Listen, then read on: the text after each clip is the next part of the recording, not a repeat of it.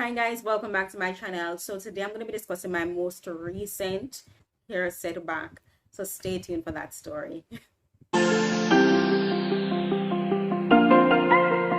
Alright, so here goes. So a few weeks ago, I kept on hearing about a particular oil. People were using the oil and I found that the hair is coming out so nice and juicy and fluffy and and I was just very intrigued by these stories and these feedbacks. So I was like, listen, I'm gonna have to try this out.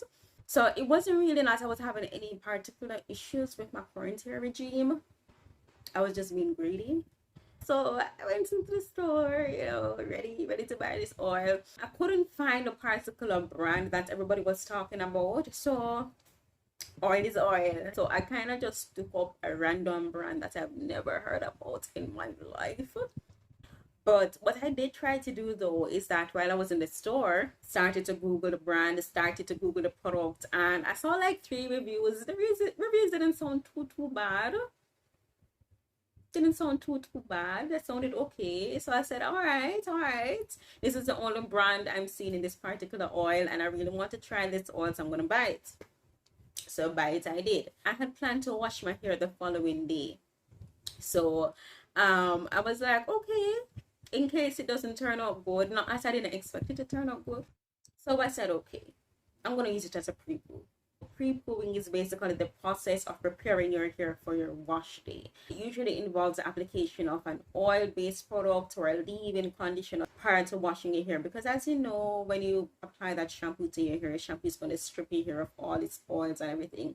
And it can cause significant dryness to the hair. So pre-pooing prepares your hair for the wash day to prevent excessive drying after washing. So I never used it before. What did I do? I kind of just poured a whole lot of the product in my hands, plastered it all over my hair.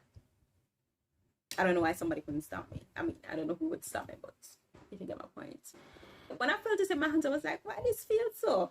This kind of feel a little bit odd. So I was kind of skeptical from the time I placed it in my hands, but she just plastered it all over her hair and said, all right, let's go to bed.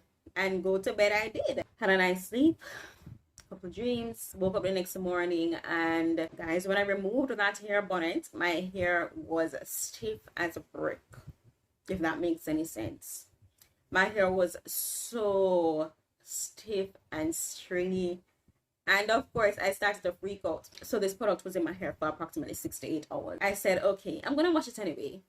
As I washed my hair, I realized that my hair was very brittle, that my hair was very stringy, that my hair just felt so weak.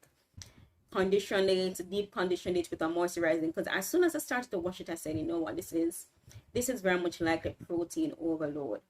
So as soon as I noticed that, I deep conditioned with my moisturizing deep conditioner and hoped for the best and prayed for the best. My hair came out pure. It was still brittle. I was trying to comb through my hair, it was still breaking. And I said, listen, this is protein overload and I'm gonna have to deep condition this hair again very soon, right? So 4 days after that, I went ahead and did another moisturizing deep conditioner. To this point, my hair still is recovering from that process and that experience, because right now I'm still experiencing some degree of breakage. So I decided to, of course, as soon as I finished washing my hair, to read through the ingredients on the label. And of course, as expected, this particular product was rich in hydrolyzed protein. If you guys had watched my prior videos on hair porosity, as well as my videos on deep conditioning and my hair videos on, yeah, just check out the videos, guys. I'm trying to hint you to just check out the videos. Some of us are at risk of something known as protein overload because we may be protein sensitive. And protein sensitivity is commonly seen in those of us who may have low hair porosity. My hair porosity is low. What happens is that protein basically coats your hair strands, and as a result of that, your hair strands become very brittle and then they become susceptible to breakage. I was infusing hydrolyzed keratin, hydrolyzed protein into my hair overnight. And I actually previously knew that I was protein sensitive because I made this mistake years ago where I went for a protein deep conditioning treatment and the result was disastrous. And then I realized, listen, maybe my hair just doesn't like protein. And this is why I decided to make this video, guys, because I am learning along my hair journey. And I know that some of us watching are also learning along your hair journey. And I just want to ensure that we help each other out. If you make a mistake along your hair journey, share it with others so that they can avoid making that mistake. So the moral of this story is, one, know your hair.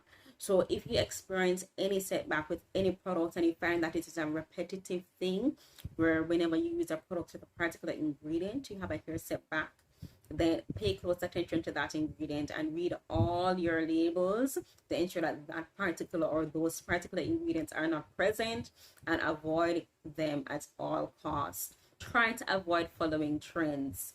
So what good for somebody else might not be good for you. What good for you might not be good for somebody else. Just do your own research, because not everything works well for everyone. You can also try to curtail your research to finding out how persons with your particular hair porosity responded to those particular products. The next learning point, if you're going to be trying a new product, don't leave it on your hair overnight.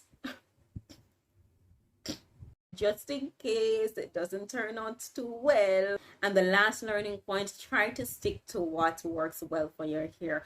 If it ain't broke, don't fix it. If it is not broken, there is no need to fix it, right? There's no need to go buying extra things when you already have a regime that is working perfectly fine for you. So don't go jumping on bandwagons when you already have your bandwagon that is carrying you smoothly along your own journey.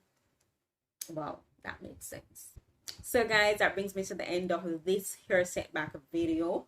I'm going to ask you guys, please remember to like, share, and subscribe to this channel. Remember to also hit that notification bell so that you can be notified as soon as I post a new video.